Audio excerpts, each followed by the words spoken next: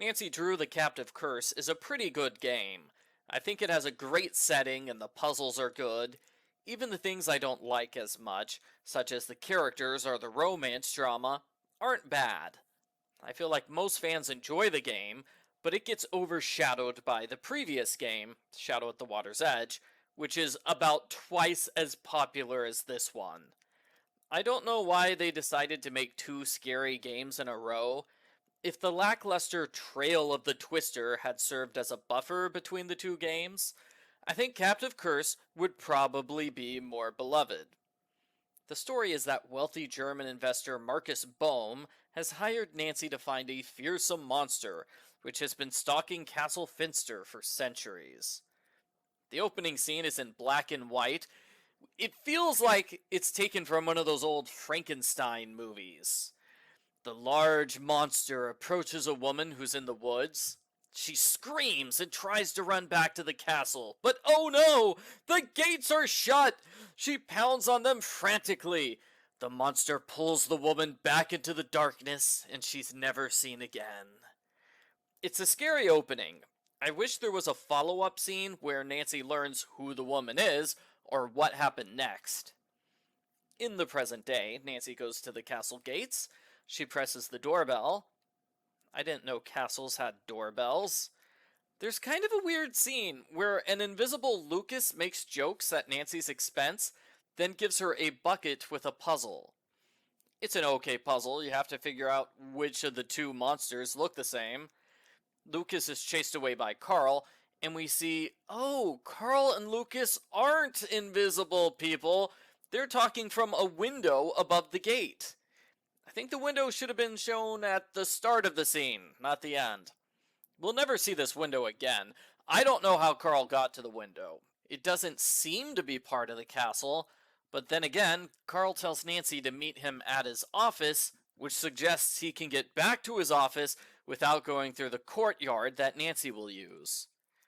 Carl opens up the gates. This leads to a tiny village, which I always thought was kind of odd. There are all these doors and buildings and people that you can't interact with.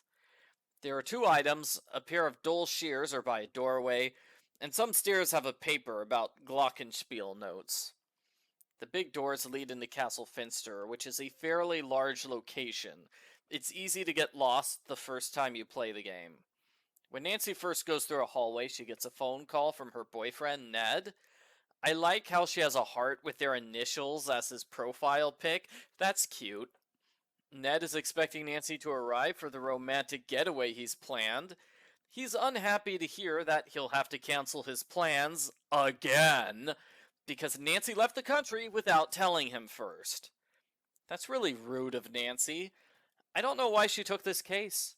It's not like some other games where she's doing a favor for a friend or she has a personal connection to what's going on. She should have felt free to say no to the case, especially since Marcus isn't paying her. Ooh, what if Nancy insisted on bringing Ned along? She could have told Marcus, I won't take the case unless Ned comes too. She's solved cases with Bess and George in the past. Why not solve a case with Ned? I understand why Ned is so upset, but he comes across as so whiny and needy in these scenes. I tend to take Nancy's side of the argument. Nancy's having awesome adventures. Stop being such a wet blanket, Ned. The argument ends with them hanging up on each other. Frank Hardy calls later, wondering what Nancy did to make Ned so angry. The good news is Joe is cheering Ned up. The bad news is that Joe doesn't appear in the game.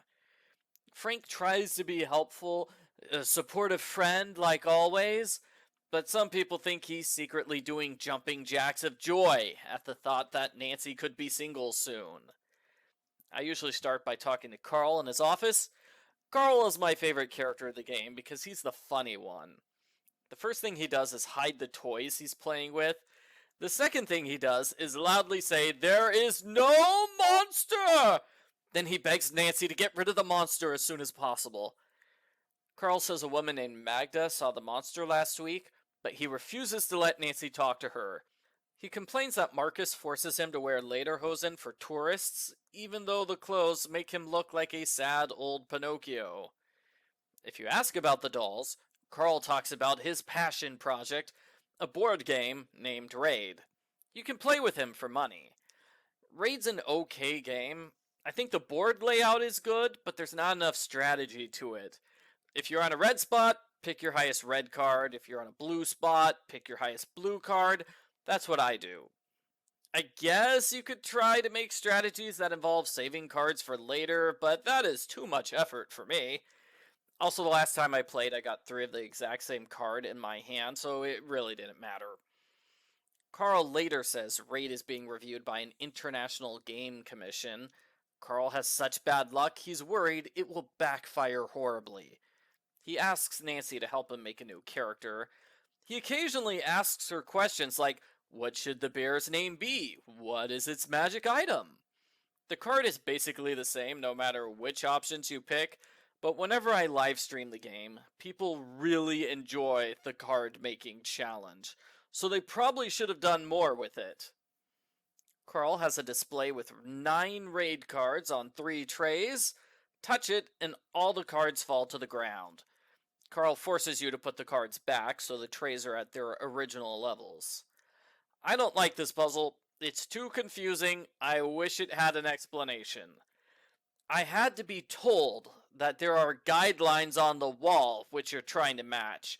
I legitimately did not see the guidelines, even though I played this game multiple times, because the trays cover up the lines. Maybe the guidelines should have been done in a different color to make them more noticeable. As for the weight of each card, the best guess people have is that hero's written in blue, so the blue number on the hero card is the weight. If that's the case, the skills must be set at 21, 9, and 33.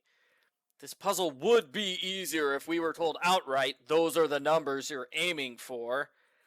I say it's a bad puzzle. Whenever I try to solve the puzzle, I just copy off a picture instead of trying to figure it out myself. As a reward for solving the puzzle, you get a note from Marcus to Carl. It says, "No, you don't have a choice. Follow the orders given to you or else. Marcus." Nancy can't talk to Carl or Marcus about the note, so it feels like a waste of time. This game introduces the hint hotline on Nancy's phone. I usually ignore it because it's not helpful enough. Most of the time, the hint hotline thinks finding money is the only puzzle Nancy wants to solve right now. Below the cards is a book which has information about every card. The page for Professor Sparrow has a special key on it, which is a clue. Carl has an identical Sparrow painting on the wall. You look at both Sparrow pictures, then you can turn the painting around to take the key that's hidden behind it. It's the key to Carl's desk. People like to joke, it's impossible for Nancy to steal this key right in front of Carl's face without him noticing. They don't realize there's actually a good reason Carl doesn't notice anything. He's too busy playing with dolls. After you talk to Carl, Lucas appears in the entrance area. Lucas is a little boy who likes playing games and pranks. He livens up the game a little bit by being an upbeat character who's not worried about the monster. I have a hard time seeing Lucas as a legitimate suspect. Same with Renate, who can't even eat a slice of cake without falling asleep. These are clearly not the person who dresses up in a full-size bodysuit and terrorizes the neighborhood. Lucas likes to play Monster, which is a fun enough game I would play it in real life. You have to figure out which 3 cows are monsters in disguise, and there's definitely some strategy with moving pieces around. If you win, you get some raid cards, which is a useless prize to me because I don't play raid. Renate's a grumpy old woman who stays in the corner of a dining room. She's a traveling storyteller. She warns Nancy it's dangerous here. The monster has come for her. It feels like most of Renate's dialogue is ominous warnings like that. Renate kind of annoys me. She's one of those characters who likes to talk through indirect metaphors to sound more mysterious.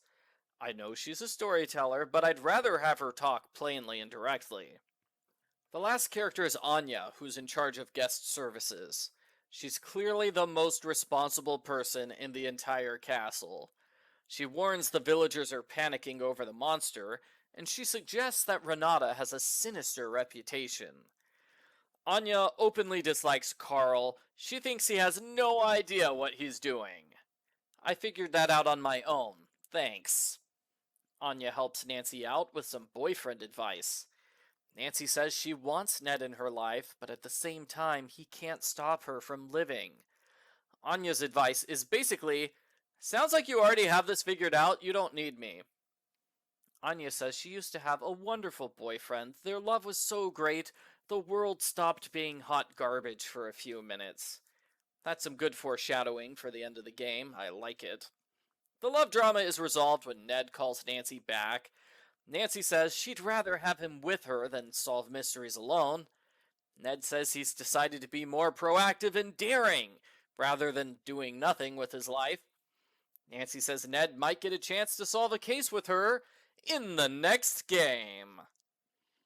When you've met all four characters, Nancy gets a phone call from Marcus. She has to call him back from the phone in her room. Marcus is a fun character with a lot of fast-talking jokes. He says he's on his way to the castle. He has no idea what a Renata is, and he used to date Anya. Their breakup was worse than the cell phone reception here. Carl starts pounding on Nancy's door. He says to come quickly because the monster has attacked. I like how we get to see Carl's whole body in this scene, and it's kind of funny he's hunched over and panting like he just ran a marathon when all he did was cross the hall. Carl takes Nancy to the courtyard where the monster punched a hole in a window and set a flower pot on fire. I wonder how they know the monster did this. It could have been a random vandal. If it wasn't the monster, I'd bet $10 it's a Lucas prank gone wrong. Carl says the monster's never gotten past the gates before.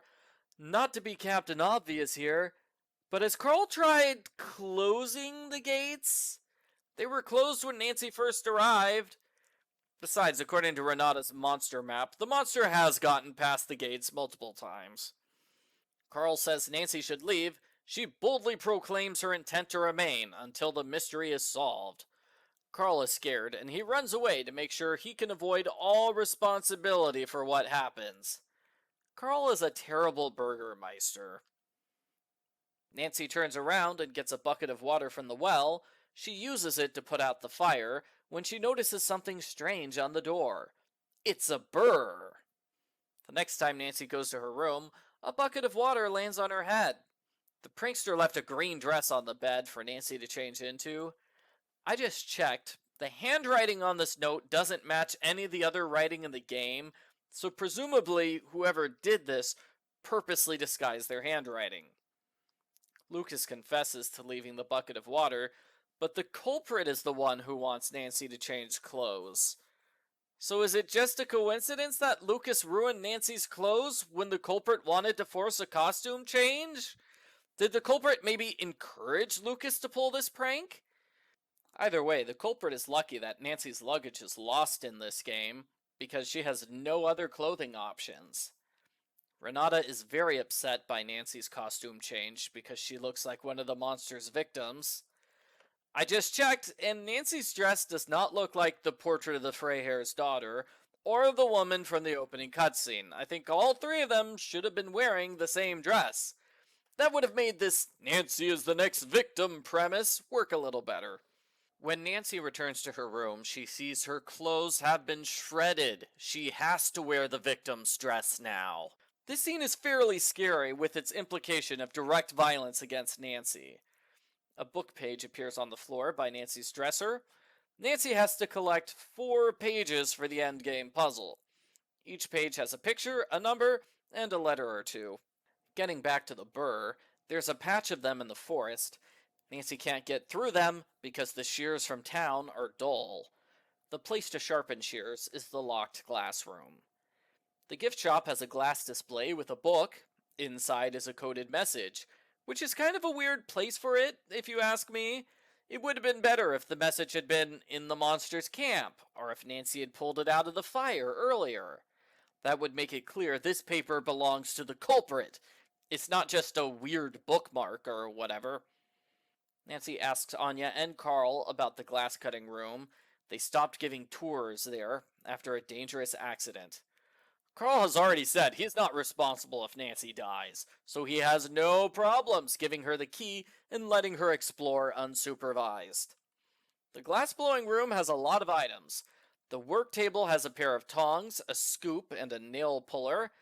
A bucket in the corner has a spring-loaded monster snake inside, but that's just a silly prank by Lucas, not an actual item. A sharpener is near the door. Plug it in, press the red button, and use the shears on it. Now the shears are nice and sharp. Nancy takes them to the woods outside the castle. This area is like a maze. Even with a map, it's hard to navigate. I don't like it that much. I can't decide if it's better or worse than the tunnel maze under the castle. They're both kind of bad. I prefer the mazes in Ghost Dogs of Moon Lake because I can remember how to get through those ones. The ones in this game just confuse me. Nancy uses the shears on the burr patch to find the monster's secret camp. Presumably this is where the culprit goes to change into the monster costume. Nancy finds a flashlight in a strange tile. She uses the flashlight on the well for a tile puzzle. She wants to swap tiles and rotate them so the sides that touch each other are matching. It's a variation of the otter tile puzzle in Haunting a Castle Malloy. I think it's a fair puzzle, but oh boy, it can also be pretty tough. I usually look up the solution, which is the same on Junior Mode and Senior Mode. Solving the puzzle opens up the hidden tunnels under the castle. It's a spooky maze in the dark, and it can be hard to find all the items here. You're supposed to find a map in the middle of the tunnels, but if you don't know ahead of time the map is there, you will be stuck wandering around lost for quite some time. I would have moved the map to the start of the maze. I'd also suggest having Nancy's map appear in the corner of the screen whenever she enters the tunnels. That way players don't have to constantly close and reopen her inventory to check the map. That would help immensely.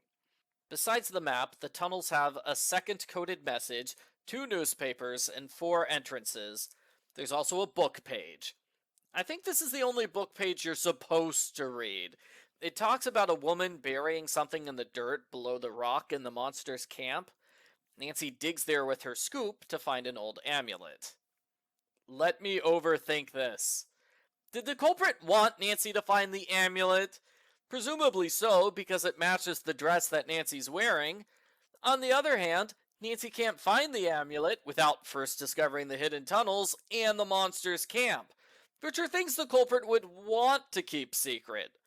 So the culprit foils their own plot by setting up a puzzle that requires the detective to learn 80% of their secrets. There's more. The end of the game backtracks on the book pages, saying they're from a fictional story. So who hid the real amulet following a fictional story? Was it the book's author? Was it the culprit? Did the culprit even know the amulet was there? Because again, if this is all part of the culprit's plan to get Nancy to dress up like a victim, then there's a lot of unnecessary steps that involve exposing secrets. It would have made more sense if the culprit slipped the amulet in Renata's bag, then left Nancy an anonymous note telling her to search Renata's bag. Which is a puzzle! Both Renata and Lucas say Renata sleeps after eating cake. Nancy can buy cake from the gift shop and give it to Renata. Sure enough, Renata falls asleep. Nancy has to move items around in Renata's bag to get at the gray object in the lower right. If you make too much noise, Renata wakes up and catches you. I can't believe someone would wake up angrily because a pencil was dropped a centimeter. The things in the bag shake left and right slightly, like there's an earthquake going on. I notice this puzzle has a question mark in the upper right, which explains what to do. Why didn't the card balancing puzzle have an explanation? Solving the puzzle gets you a book with a strange tale about villagers burning down a barn to kill an owl. It's weird. Another book page is inside. Renata also has a color decoding machine. As many people have pointed out, the machine is much louder than the things in Renata's bag. How does she sleep through the machine's clacking and clanking when she can't put up with the sound of 2 markers touching? We saw this puzzle in Game 12 by the golf course. There are 4 spots and 7 potential colors. You have to figure out which colors go in which spots.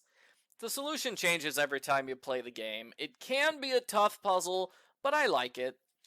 Solving the puzzle gets you a map of the monster's actions. I've never understood this. This has to be historical data, right? It has 5 abduction locations, and nobody's been abducted. So this can't be real, but the monster sighting locations are real. They're accurate. Those are all the places Nancy sees the monster in the game. If you accept the glassroom snake prank as one of the monster appearances. There's even a challenge later on where Carl asks Nancy for a picture of the monster. Nancy uses Renate's map to find it. How did Renate know where the monster will be long before the monster showed up there? As for the other things on the map, they are irrelevant. There is no need for Nancy to know where footprints, claw marks, and dead animals were found. She's never going to see dead animals or claw marks in this game. The map shows there's a dungeon connected to the glass-blowing room. Nancy can't enter the dungeon unless she's seen this map. You put up the shield to the glass furnace, then you open the door, use the tongs on the lever to open the hidden passageway to the dungeon. The dungeon has another book page and several locked doors.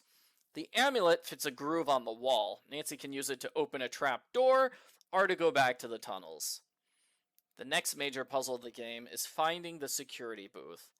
Talk to Lucas, he has a great prank idea, but it won't work unless Carl's distracted. Carl says he'll pretend to be distracted so he can catch Lucas red-handed. Nancy returns to Lucas and he leaves to start the prank. I'm disappointed we have 3 conversations in a row about the prank, but we never learn what the prank is. Lucas ducks under the table for his first conversation, and he pulls on his leg for his second conversation. It's fun. That's a nice little touch. It's interesting how Lucas moves around instead of staying in place like the other characters do. Once Lucas is gone, Nancy steals the paper under his chair because she feels no shame in robbing children. It's a letter from Lucas's father, the head of castle security. It says you can find him by solving some puzzles. I like all of these puzzles. First, you unscramble a message by swapping letters and columns. Second, you need to find letters in 5 different locations throughout the game. Third, play those notes on the glockenspiel. This opens up the security booth in the entrance area. Funny enough, Lucas's dad is never in the security booth, even though his note promised he could be found there. Maybe he's gone on a really long coffee break. The rightmost area of the security booth has an Enigma decoder that needs 2 dials before it can work.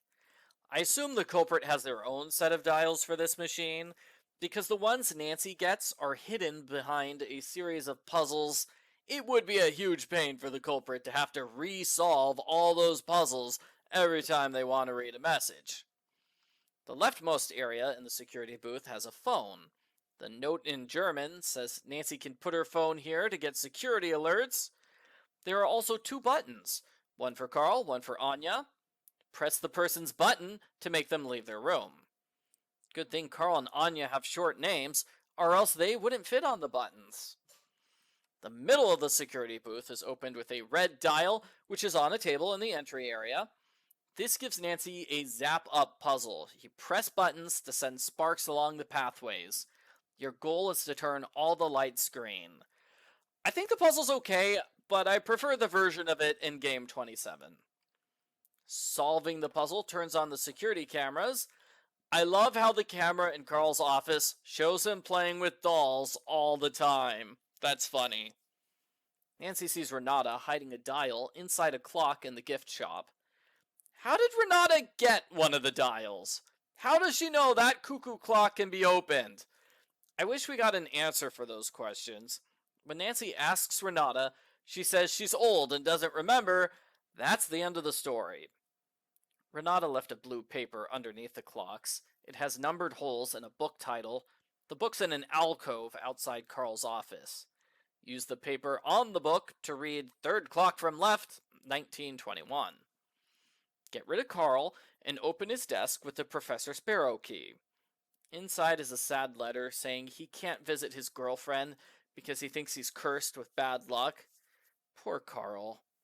The drawer also has a key labeled Anya under the pencil holder. Get rid of Anya next. The key opens up her desk drawer, which has a series of increasingly frustrated emails from Marcus, who insists on bringing new visitors to the castle at all costs. If Nancy asks Marcus about the emails, he says he doesn't know what she's talking about. He didn't write those emails. I find it odd that Nancy can ask him about the emails 3 or 4 times, when she keeps letting Renate end conversations halfway through. I suppose that's because the emails will be revealed as part of the culprit's plot. Anya's drawer also has a clock wind-up key. Use it to set the correct cuckoo clock to the correct time. That opens up the compartment with a dial. The other dial is easier to find. An alcove outside of Carl's office has a glass tile puzzle, which needs 2 tiles. One's in the room with Renate, while the other is in the glass-blowing room. You want to place all the tiles on the board so they perfectly match the picture in the upper right. It's tough because they make different colors when they overlap. It's kind of fun to play around with the colors. It's clearly the most colorful thing in this dark game. Solving the puzzle gets you the dial. Around this time, Nancy gets a phone alert saying, "Monster sighted on castle grounds. This is not a drill."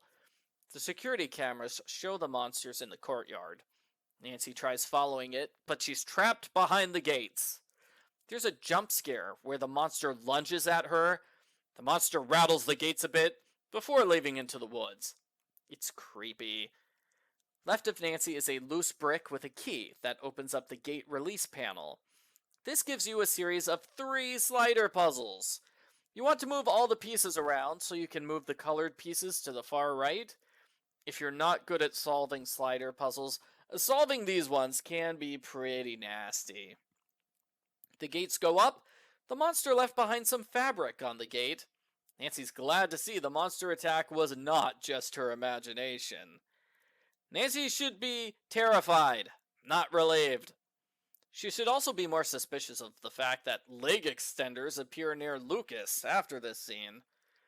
Getting back to the dials, they go in the decoder machine in the security booth. You have to set the machine to the correct starting letters. For example, a picture of a comet. The newspaper near Renate says comet starts with K in German, so the comet dial is set to K. When the dials are in place, you can type the various letters to decode the message.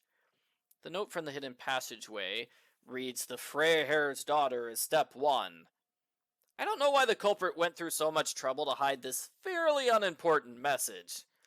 The note from the gift shop has the code to Carl's day planner. That is a message which is worth hiding. To follow the Freiherr's daughter clue, go to the painting of her near Nancy's room. Translate the plaque to see the painting was slightly modified after a fire. Nancy has to get the original picture from the gift shop. They put a price tag right over the part that Nancy needs to see. That feels like a trick to make people buy more postcards. The postcard is delivered to Nancy's closet. She can take off the sticker to see the letters for one of the final puzzles. Get rid of Carl and open the day planner in his desk. It's another puzzle! Carl wrote down 5 different characters from the raid game, each in its own color. The numbers on those cards are the combination to the locked cabinet behind his desk. You have to enter each number separately. The cabinet has a bunch of resumes. Anya's resume says she was a manager for Castle Cast. Nancy says, I should call Castle Cast out loud. And it's a good thing she does, because if she didn't, I would probably get stuck on this puzzle and have no idea what to do next. Nancy is thrown into a game of phone tag. She has to call Castlecast to learn she has to call Marcus. Then she calls Marcus so she can call Castlecast. Nancy learns Anya lied on her resume. Anya worked in the mailroom. She was not a manager. I'm amazed at how many conversations there are with Castlecast. You can talk to them for like 5 minutes. It's not like some of the earlier games where a phone contact like Sherman Trout disappears after one call. When Nancy confronts Anya, she admits she lied on her resume in order to get the job. Anya promises to tell the truth soon. Around this time, there's another monster alert. The monster is in the castle! How did it get past the invisible security guard? The security cameras show the monsters in the glass-blowing room, standing around and doing nothing.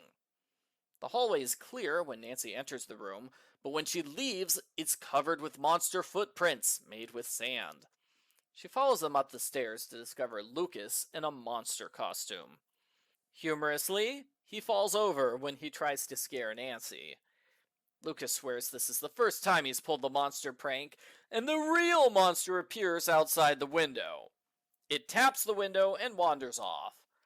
Not to complain too much, but I don't understand the culprit's plan here. It seems like all they do is dress up like a monster and wander around aimlessly. If the culprit wants to scare people, wouldn't it make more sense to go somewhere that has people? Nancy tells Carl what happened. Carl is happy. He distracts himself, dreaming up ways to punish Lucas. Nancy says the real monster's still out there, and she promises to get proof. She doesn't, not really. She takes a picture of the monster in the forest. How does that prove Lucas is innocent? Answer, it doesn't. Half the time the monster is facing away from the camera, so it's hard to tell what it's a picture of. Renate's map shows which tree to check to find the monster. You also find the third coded message there. It reads, "Legend ending. Find young woman to cast as the victim." Nancy correctly guesses this refers to her.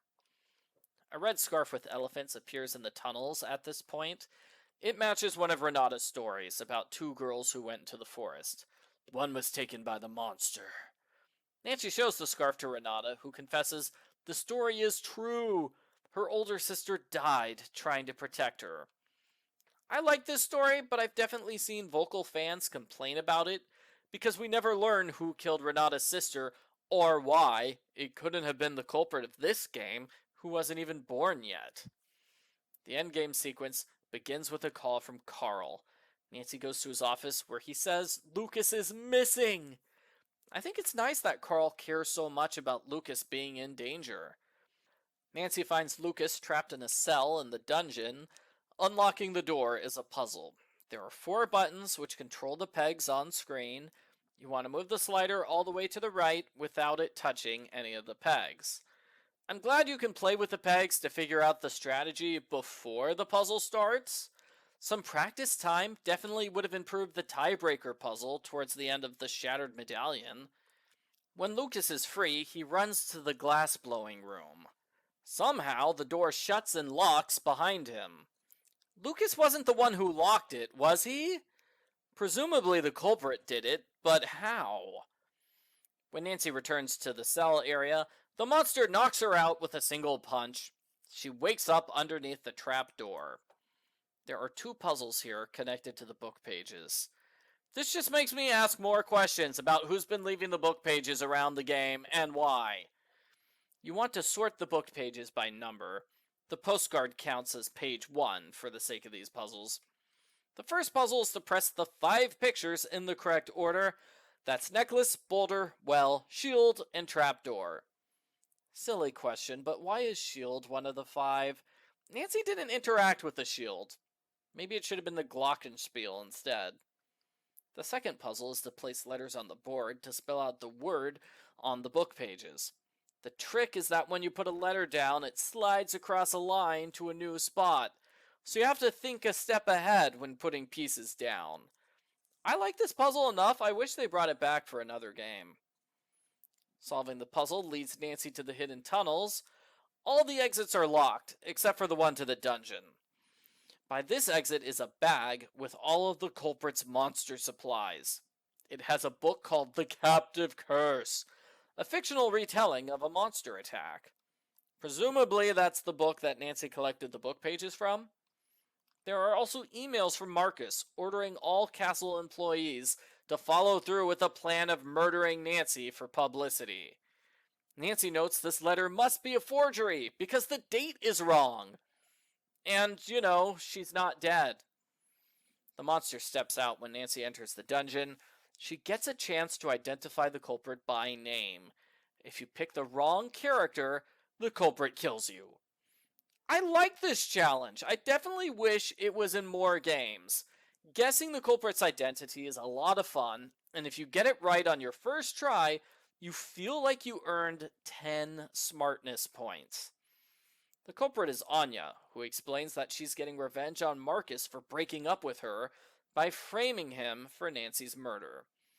Anya spends about a minute and a half explaining her plot, much better than the Shattered Medallion, where we get a sentence of explanation. Anya makes the foolish mistake of standing on top of the trap door. Seriously, Anya just opened the trap door to throw Nancy inside it. Doesn't she remember? Nancy uses her necklace to open the trap door. Anya falls down and is captured. Anya chillingly threatens to hunt Nancy down and get revenge someday. Considering how far she went to get revenge on Marcus, that's a pretty serious threat. Nancy jokes she won't have to worry about that for another 10 to 30 years. I know I'm not the only one who wouldn't mind seeing Anya return as the culprit in another game, although I believe Dwayne Powers is at the top of the revenge waiting list. This is another game where it feels like the ending was made before the art was finalized. Most of the pictures are scenery. Carl and Renata are shown from behind at a distance, as if trying to hide what they look like. Lucas and Anya's faces are both partially obscured, and maybe it's just me, but they look a little off. Marcus decides to sell the castle, and he promises Nancy a special surprise, which never happens. Renata goes away to somewhere. Lucas's family moves to a tropical location where he makes friends his own age. Carl gets the happiest ending as he realizes he's not cursed with bad luck. He uses the massive profits from his raid game to take a trip to see his girlfriend. We finish with Nancy making a joke about the Ungerherrlichkeit Nacht festival being hard to pronounce. I don't remember anyone ever saying the name of the festival out loud before this, which kind of ruins the joke. So that's the Captive Curse, another winner from the Nancy Drew series. I mostly enjoy it. Unlike the previous game, I can't point to any big puzzles I dislike, except maybe that card balancing one. The setting's good, the scary story works. I think Renata is a weak link who contributes little to the game overall. There is an element of the culprit did things in a strange way just so Nancy could have puzzles to solve, but I would totally recommend playing this game over skipping it. I give Nancy Drew the Captive Curse an 8 out of 10.